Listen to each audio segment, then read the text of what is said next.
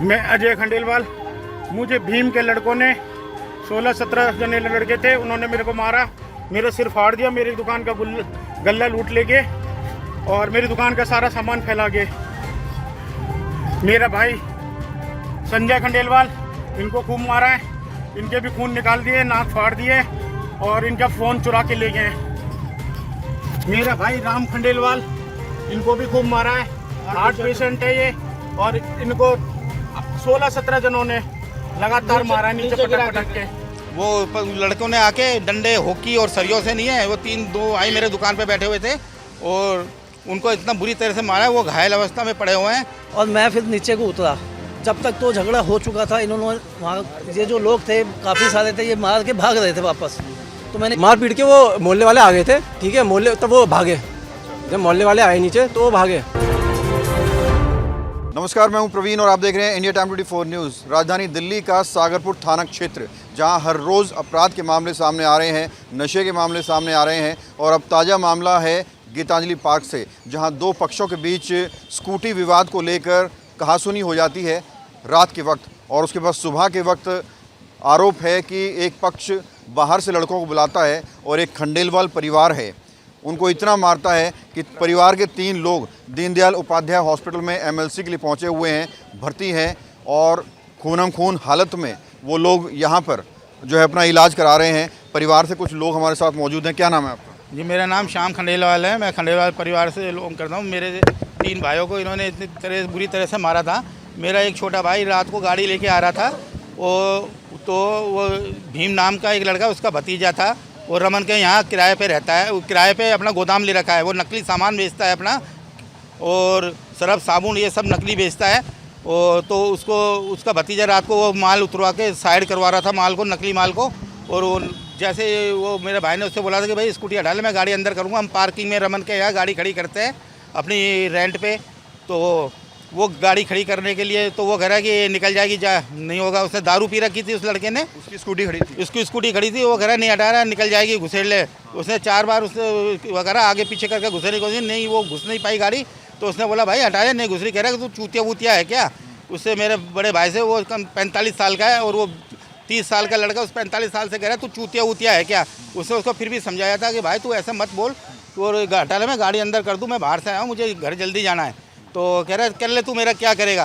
तो उसने उसके एक थप्पड़ मार दिया, मेरे भाई ने उसके थप्पड़ मारा। तो उसके बाद नहीं है, वो गाली गलौच और ज़्यादा करने लगा, उसके घर वर के आगे तो विवाद थोड़ा वैसा हो गया, क्योंकि उसने दारू पी रखी, तो रात को उन्होंने कुछ किया नहीं, और रात को ना करके सुबह 7 बजे 7:30 बजे अपने उत्तम नगर से 15-20 लड़के मंगवाए, और गुंडे, वो उत्तम नगर में रहता है, यहाँ रहता भी नहीं है यहाँ पे वो, और वो लड़कों ने आके डंडे, हॉकी और सरियों से नहीं है, वो 2 आई मेरे दुकान पे बैठे हुए थे और उनको इतना बुरी तरह से मारा है, वो घायल अवस्था में पड़े हुए हैं, उनके सारा खून खान इतना ज़बरदस्त लगा है। वो लोगों ने बचाया तो उनको किसी को नहीं पता। मेरा बड़े भाई साहब हार्ट के पेशेंट है, वो अंदर से निकल के आए थे, उन्होंने देखा क्या हो रहा है, उन्होंने बचाव करा तो उनको भी बहुत तरीके से मारा, उनके जहाँ स्टैंड डाला है उनके वहाँ भी घूसे मारे, तो उनकी हालत इतनी वो वहाँ बेहोश हो गए और वो हॉस्पिटल में भर्ती हुए हैं। और किस चीज़ को कहाँ चोट आई है? उन्हीं को तीनों को आई है, और तो कोई था ही नहीं, और छोटे बच्चे थे, वो रो रहे थे, और मम्मी थी हमारी मम्मी 80 साल की है, वो ऊपर से भाग के आई थी। उन्होंने फिर मोहल्ले वाले को आवाज़ दी, तो मोहल्ले वाले आए तो वो भाग गए थे, मार पीट के सीधे भाग गए थे। तो पहले से कोई विवाद चल रहा था? आपकी नहीं, कोई भी, हमारी परचून की दुकान है, उनका कोई उनका दुकान दूर है, उनका हमारा उससे कोई विवाद नहीं है। उनका मकान उस पार्किंग के सामने है और वो स्कूटी हटा नहीं रहा था वहाँ से, तो गाड़ी अंदर नहीं जा पा रही, तो उसको 3 बार इस बार बोला गया, तो वो कह रहा कि तू चूतिया वूतिया है क्या, नहीं हटाता तू क्या कर लेगा मेरा, बस इसी बात पे। रात को ही विवाद हुआ? सुबह उन लड़के बुलाए? रात को विवाद हुआ था, रात को ये सारी कुछ भी नहीं हुआ है। सुबह 7:30-8 बजे उसने लड़के बुलवा के पहले इकट्ठे कर रखे थे, तो ये दोनों भाई दुकान पे अपने बैठे हुए थे, अपने ग्राहकों को सामान वामान दे रहे थे, तो उन्होंने आते ही बिना कुछ करा ना, उन्होंने मारपीट करके दोनों को घायल कर दिया है। तो ये सब सीसीटीवी वगैरह में आया क्या? और फ़ोन भी छीन के ले गए, और एक फ़ोन उनका छीन के ले गए, उनका एक फ़ोन हमारे यहाँ पे गिर गया है, एक का फ़ोन हमारे पास यहाँ पे गिरा हुआ है, और पैसे जो गले में से भी खींच के ले गए, उनमें से 2 लड़के, अभी हमारे यहाँ सीसीटीवी कैमरा नहीं लगा हुआ है, लेकिन गलियों में लगा हुआ है, जहाँ पे ये खड़े हुए थे, जहाँ से इकट्ठे को होके आए थे, रमन के मकान में सीसीटीवी कैमरा लगा हुआ है, वहाँ से इनकी सारी लोकेशन सब कुछ दिख जाएगी। उत्तम नगर से कितने लड़के बुलाए थे? इन्होंने 15-16 लड़के थे, उम्र क्या रही वो लड़कों की? 20 से 25 साल के बीच में। क्या क्या हथियार थे उनके? उनके पास हॉकी, डंडा और सरिये थे। अच्छा। आपका क्या नाम है जी? भाई साहब मेरा नाम पुनीत है। कितना गंभीर ये मामला है कि दिन दहाड़े जो है इस तरह से पीट कर चले जाते हैं? मामला तो गंभीर है क्योंकि इसमें जो अभी दुकानदार जिनकी बात कर रहे हैं वो लोग दुकान पे बैठे थे, बाहर से लोग जो सागरपुर के भी नहीं है वो आगरपुर में आ रहे हैं, मार रहे हैं, पीट रहे हैं और साथ में डकैती भी कर रहे हैं। डकैती मतलब उन्हें जो गले में से पैसे ले लिया, ठीक है, तो ये तो गलत है। और जो रात को मामला था वो इतना संगीन नहीं था, मुझे भी पता था इनकी में है, इनकी बिल्डिंग में गाड़ियाँ खड़ी होती हैं, ठीक है। वो लड़के ने रात को शराब पी रखी थी, स्कूटी नहीं हरा रहा था, जहेज बहस कर रहा था, ठीक है। तो उसको ऐसा कुछ नहीं था रात को, ठीक है। और या अगर रात को अगर कोई बात होती तो रात को ही पुलिस में पूरी प्लानिंग के साथ ये सुबह भाई साहब अगर नहीं होता तो सुबह करता, रात को पुलिस को कंप्लेन करनी चाहिए थी, पर वो सुबह पूरी प्लानिंग के साथ मारने पीटने आए हैं, ठीक है। उन्होंने कोई बात भी नहीं की, सीधा हमला कर दिया। तो अभी पुलिस ने कुछ कंप्लेंट वगैरह लिखी है? अभी एमएनसी हो रही है। एमएलसी हो रही है? तो पुलिस वाले आए हैं, सीसीटीवी वगैरह निकाला है कुछ? सीसीटीवी अभी कुछ नहीं निकाला पुलिस वालों ने। क्या मांग करना चाहेंगे प्रशासन से? कि जो भी कानून के तहत जो भी कार्रवाई हो हमले की वो की जाए, ठीक है। और चोट इतनी लगी है, जो मेरे पापा हैं उन्हें स्टैंड लगा हुआ है हार्ट में। भाई हैं उनके? नहीं, मैं उनका बेटा हूँ, मैं उनका बेटा हूँ। एक तो आपके पापा घायल हैं और दो आपके भाई? दो चाचा। दो चाचा, ठीक है। तो दो चाचा, उनका तो काफ़ी चेहरे पे ब्लड वगैरह आया था। कहाँ थे उस टाइम? मैं भाई साहब दुकान पे ही था, मैं भी दुकान पे था, मैं उन्हें छुड़वा रहा था, मैं जॉब करता हूँ। बट मैंने हल्ला गुल्ला सुना तो मैं नीचे आया, मैंने उन्हें छुड़ाने की कोशिश की, ठीक है। उनको भी थोड़ा, फिर मोहल्ले वाले भी आ गए तो साथ में हमने छुड़वा दिया उनको, ठीक है। लेकिन इतने में काफ़ी ज़्यादा चोट वो हो चुकी थी, बाद में वो लोग भाग गए। आपको भी कोई चोट चाट आई है? खून लगा हुआ है? ब्लड मैंने छुड़ा रहा था, ब्लड वगैरह आई हुई है, मेरे पापा के चाचा के बहुत ज़्यादा खून निकले हुए थे। जब आप नीचे आए तो मार पीट के निकल लिए थे वो? मार पीट के वो मोहल्ले वाले आ गए थे, ठीक है। मोहल्ले तब वो भागे, जब मोहल्ले वाले आए नीचे तो वो भागे, बाहर के बंदे, और जो लोकल बंदे थे वो वहीं के वहीं रुके रहे, ठीक है। तो इतने पुलिस भी आ गई थी, शायद किसी ने फ़ोन कर दिया होगा 100 नंबर पे। तो अभी तक किसी को अरेस्ट किया है पुलिस ने? अभी पुलिस ने किसी को अरेस्ट नहीं किया। सर थोड़ा इधर आ जाइए। क्या नाम है सर आपका? मेरा नाम रमन है।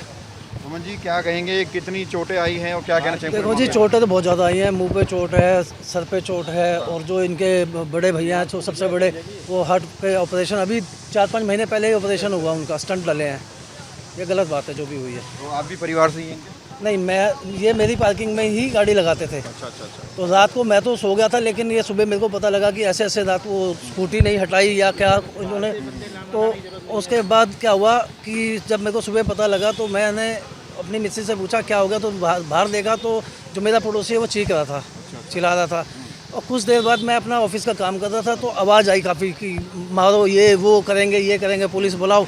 और मैं फिर नीचे को उतरा, जब तक तो झगड़ा हो चुका था, इन्होंने वहाँ ये जो लोग थे काफ़ी सारे थे, ये मार के भाग रहे थे वापस। तो मैंने ये देखा वहाँ भागते हुए इन लोगों को, और जो जिनके ऊपर मारा है उनको बहुत बुरा हाल था, खून हो रखे थे और बहुत ज़्यादा चोटें लगी हुई हैं इन लोगों को।